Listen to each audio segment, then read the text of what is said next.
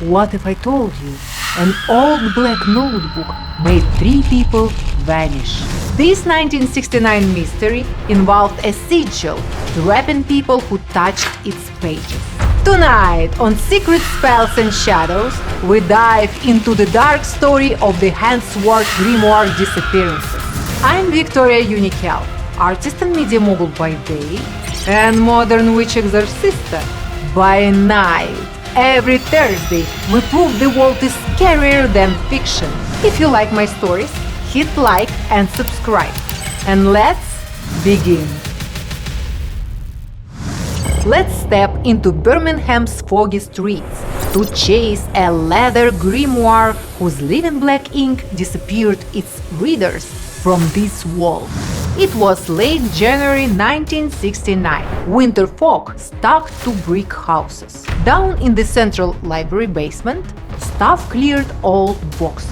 Among the dusty piles sat a black leather notebook. No title, no date, just a small sigil embossed in black relief. A librarian flipped it open. The pages were packed with tight Latin writing and odd diagrams. The ink looked wet.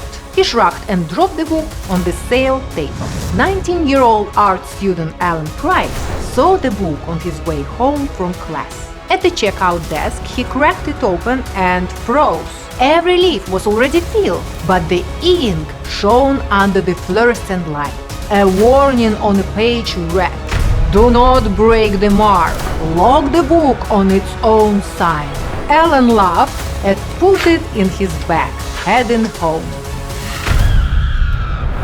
That night, he met 2 classmates, history major Marian and chemistry student Keith Dreyer, in his Grove Lane studio apartment.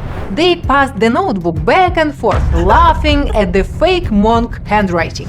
Keith mixed standard India ink and tried capping the text with the same sigil. His lines dried dull and gray. The original lines stayed wet and glossy, almost sweating oil. Alan put the notebook under his pillow and went to sleep. His dream felt like sinking into ink. 9 days later, on January 27th, Keith failed to arrive at the movie theater where his girlfriend waited. Police, who entered his rented room, found everything normal: coat on the chair, wallet on the desk, door locked from the inside. But on the pillow lay the black grimoire, pages fluttering, although the single window was closed. Detectives brought Alan and Marian in for questioning. Neither had keys to the flat. Both swore they hadn't seen the book since the night they copied the sigil. Detective Sergeant Charlie Hewson tucked the notebook into evidence and stored it inside a steel locker at the Steelhouse Lane station. 2 nights later, Hewson checked the locker and frowned. The sigil on the cover looked darker. At 8 a.m., the locker was still locked, but the notebook was gone.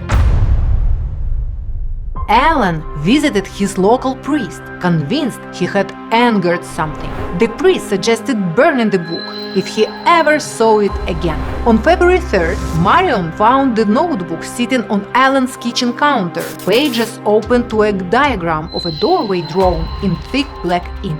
Alan was gone, but his coat and shoes were still by the door, and the lone key was in the lock. Police searched the entire building. No footprints, no forged panels, no body. On Alan's desk lay a single sheet of paper with the sigil drawn within a circle.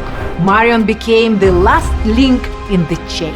A psychology student, she began a diary, recording each detail. Police Chief David Rowley believed her and put her in protective custody. The notebook stayed with her, locked inside a glass evidence box, mounted to the wall.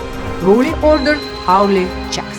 At 3:57 a.m. on February 10th, the duty sergeant noted her reading the diary, typing on the glass. At 4:06 a.m., he returned.